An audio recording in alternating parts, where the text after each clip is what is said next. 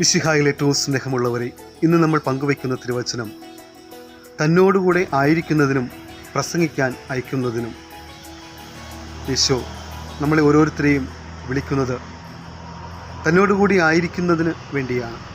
ഈശോയോടൊപ്പം സഞ്ചരിക്കുന്നതിന്, അവിടുത്തെ വചനം ശ്രവിക്കുന്നതിന്, ആ വചനം സ്വീകരിക്കുന്നതിന്, അതിൽ വേരൂന്നി വളർന്ന് പന്തലിക്കുന്നതിന്, അതുവഴി സ്വർഗരാജ്യത്തെക്കുറിച്ച് പ്രസംഗിക്കുക കൂടി ചെയ്യുക എന്നുള്ള ദൗത്യമാണ് ഈശോ നമ്മൾക്ക് വേണ്ടി കരുതി വയ്ക്കുക.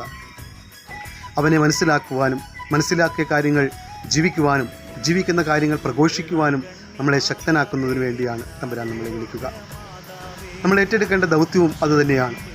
നമ്മുടെയൊക്കെ ജീവിതങ്ങളിലൂടെ ഈശോയെ പ്രഘോഷിക്കുവാൻ, ഈശോയുടെ സ്നേഹത്തെ മറ്റുള്ളവർക്ക് നന്മയിലൂടെ കാണിച്ചു കൊടുക്കുവാൻ, സർവോപരി നമ്മുടെ ജീവിതങ്ങളിലൂടെ ഈശോയോടുള്ള വലിയ ബന്ധം മറ്റുള്ളവർക്ക് മനസ്സിലാക്കുവാനും, ആദിമ ക്രൈസ്തവരെ അവരുടെ ജീവിത രീതികൾ കണ്ട് മറ്റനേകം പേർ ക്രൈസ്തവ സഭയിലേക്ക് കടന്നു വന്നു എന്ന് നമ്മൾ വചനത്തിൽ കാണുന്നുണ്ട്.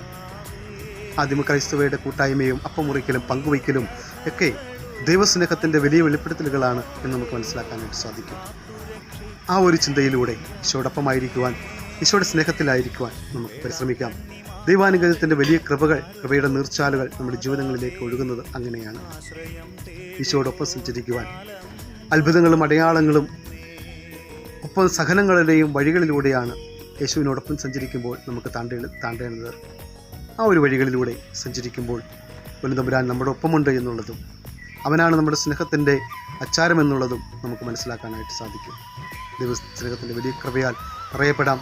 വലിയ അനുഗ്രഹങ്ങൾ നമ്മുടെ ജീവിതങ്ങളിലേക്ക് വർഷിക്കട്ടെ. തമ്പുരാനോടൊപ്പമായിരിക്കുവാൻ, ദൈവസ്നേഹത്തിലായിരിക്കുവാൻ നമുക്ക് സാധിക്കട്ടെ. മറ്റുള്ളവർക്ക് ആ സ്നേഹം പങ്കുവയ്ക്കുക. ആ ഒരു കരുതലിൻ്റെ തണലിൽ മറ്റുള്ളവർ